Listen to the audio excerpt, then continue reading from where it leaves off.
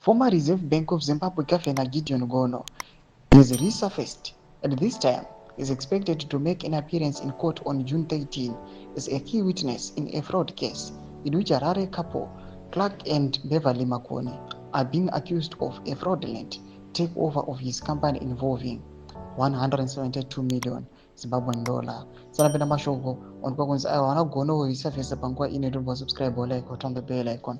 Timina mnamoba ni mchinzi. The couple has denied the allegations, which they described as malicious, and they have always insisted that only Gono can set the record straight.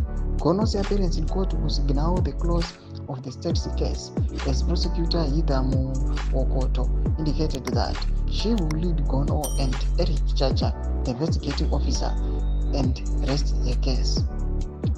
The defense said they were ready for Gono's appearance as he is the star witness.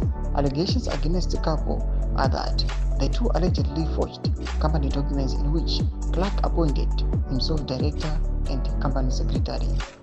Beverly was his deputy.